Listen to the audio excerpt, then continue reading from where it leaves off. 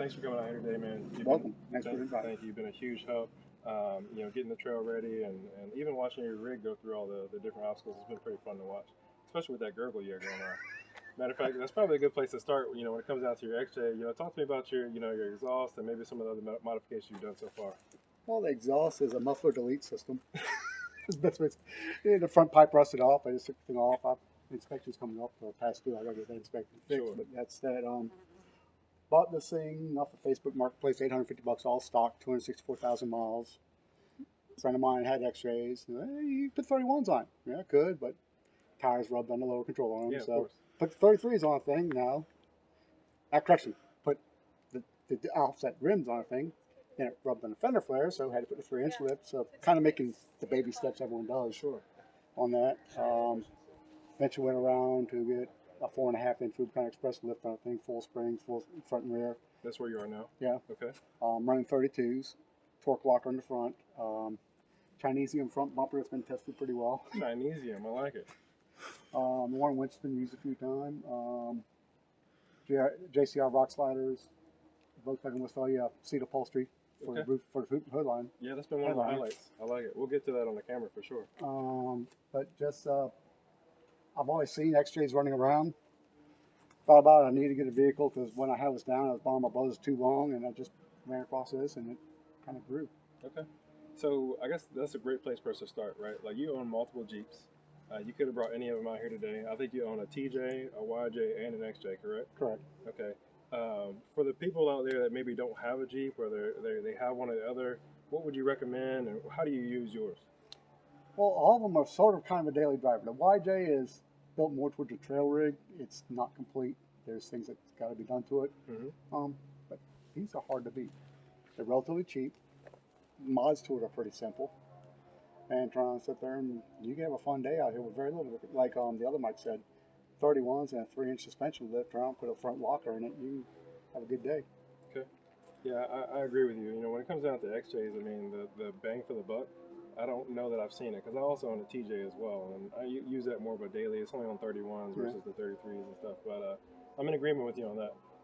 A moment ago, Mike, you mentioned offsets, right? So when you and I went through the trails and you were following behind me, I had to make multiple backup turns to get around some of the corners, but you were saying that you were able to turn without having to back up. Talk to me about that.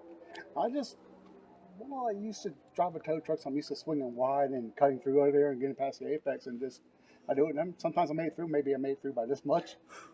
I made it through without backing up. Trying to full lock and just inching, and like, okay, it's not rubbing on a tree. Okay, we're good. Okay.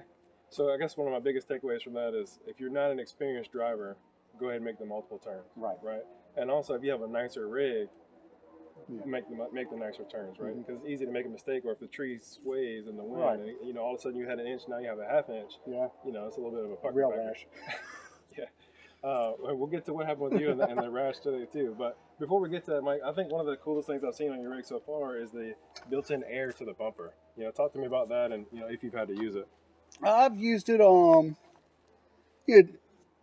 flat tire on a Jeep, picking up here. I knocked the valve stem off in one ride, trying to went tire was flat, filled it up, got it repaired here. But I've had neighbors, hey, I need air. So you got an air compressor? I drove my Jeep over and fired it up here. This is the first time I've ever really aired down. It's the first time I've been on a thing that I'd call technical or semi-technical at point there. So it's like I aired down here, so I'll fill it back up. But 3 or 4 years ago, when ARB had two versions of the single long onboard compressor. They had the one for the lockers, and they had the one for the lockers plus filling your tires up. I got that one, mounted on the master cylinder, ran the air hose up under here behind the PCM, up under the bumper, put a connection there, and I got air hose in the back of the truck and the gauge and everything. Okay. So this is the only onboard air tank that you have? It's not even a tank, it's just a straight line to it. Oh, just a straight line. Okay, cool. Yeah. I thought it was a welded-in tank. No, gotcha. I just run the line, it runs up there. It cycles enough here, but it does enough job to fill my tires. Of course. And earlier you mentioned airing down out here. What PSI did you go down to? Do you know? I don't know. A minute with the key. Okay, a minute. 1 minute PSI. That's the first time I heard that. I just let it air. I didn't have the gauge with me. So I'll go let it out. Rotate it. Shh. That'd be like 5. I don't know. Okay. I'll find out when I put air in the tires. Yeah, absolutely. I'd be curious, and I'll help you with that later. Mike, we had a little bit of a conundrum with you. What do you mean we? I had an issue. Well, I'm responsible for the park design, so I take responsibility for that.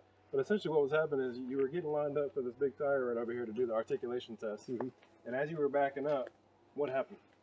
I just didn't see that tree angling across, and y'all yelled, but my reflexes were so slow. Hey, whoa, whoa, whoa! Okay, got it. Okay, all right. So this tree right here, what advice would you have for anybody working in this area to prevent that from happening? Well, basically the biggest problem was I was just in the wrong angle from the first place. So I was like here and trying to motivate. If you came from that obstacle over to the articulation ramp, it's no issue. It's just your original location. If you're kind of parked offline, you want to get on the thing here to get online, pay attention to what's going on thing here. Got it. Okay, perfect. And if we could walk around to the side of your Jeep here, Mike, one of the things you mentioned is the rock sliders. Yeah. What name, brand? Tell me a little bit about the process. Would you recommend them, etc.? You know, JCRs, you could buy them two different ways. You could buy them raw, or you could buy them with the powder coat. What else up in here? Their powder coating's not very good. I'd buy them raw, save yourself $100 or whatever it was on the thing here, and just vinyl liner or spray can it from advance and be done with the thing here. I keep on touching it up with a spray can. Yeah, because they're going to get beat up, right? They're going to get beat up, so do it. Just here, do yourself here. It's like, I went there and I said, okay, Bob, okay, guys, put it on. It cost me guys hours with the labor to put the thing on. So, okay, good. Okay. Yeah, that's definitely one of the things I'm looking forward to doing on my Jeep, and I might have the other Mike help me with that as well. But while we're here on the side view, Mike, your headliner, it's been one of the highlights of the vehicle. Would you mind showing that to the camera and kind of talking about that? What it is, it's Volkswagen Westphalia seat upholstery. I try on one, something that's going to be durable. Typical problem with these type of headliners is that the foam backing deteriorates, so it starts sagging, and there's nothing you do to get it back up there. Got it. The seat upholstery is built differently. Oh, okay. It's heavier. It's screwed up there, and it's 3 years. It hasn't moved anything here. Of course, it's $300 for the material, but you do it once, cry once. Yeah. Yeah, of course, buy once, cry once. That's a phrase that we're all too familiar with. Yeah. Along with just empty every pocket. Yeah. Heat. Yeah. Et cetera, et cetera. It goes on and on. Mike, for the people that haven't come out here yet, what are some minimum recommendations you'd like to see on the rig to make sure they have a good time? I would kind of agree with like the first Mike. 31s, 3-inch suspension. Well, even like the TJs on up here. You may not need the suspension in the front because you got that larger thing here, and the ground clearance is not too terrible, I think here. Yeah. But on 3-inch 31s, the front locker would help. You can do most of it without it, but you start getting your tires. You probably give you issues, but so it's a fun park. Got it. Appreciate that feedback.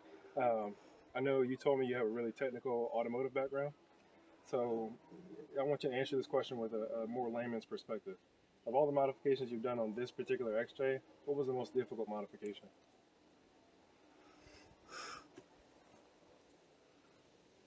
It's real basic. There's really nothing super difficult about the thing. I mean, I guess putting a lift on, when you go put the lift, it's just the effort of getting the lift on and fighting with spring tension and compression and all that stuff here is probably the toughest part. But front lockers, you pull the axles out, you pull the carry out, you pull the spider gears out, you put it in, you put it back together. It's straightforward and simple. Most of the work I paid to have done here just because of my health conditions. Right. But, simple stuff like the AC compressor, just finding a place to mount it and running it was simple. Okay. For those that are just getting into Jeeping, maybe don't have as serious of a rig, what would you recommend? Where would you recommend they start?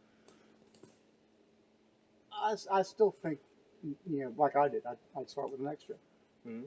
You can find one that's rust free with a 4-liter. Hard to beat. It's also getting hard to find. They are getting hard to find, and people are asking stupid money, but they're also skinny too. So, of course, as tight as this in areas, you can get through it. And you go into an old Bronco or an old Blazer or something like that here, you try to find a Tacoma or a 4Runner, they're stupid expensive. Yeah, oh yeah. I heard about a Bronco, like it was like a 91, it was all rusted out, and the city assessment was $15,000 in the city of Chesapeake, so I'm with you on that. Mike, what advice do you have for future visitors to come out here? Well, you out here, keep yourself hydrated, have something to drink, something to nab on, sandwich or whatever else here, just do it, be respectful, have fun. Perfect. Mike, I can't thank you enough for coming out here and helping us today and showing us around your rig. Look forward to having you back. Thanks for the invite. Thanks very much.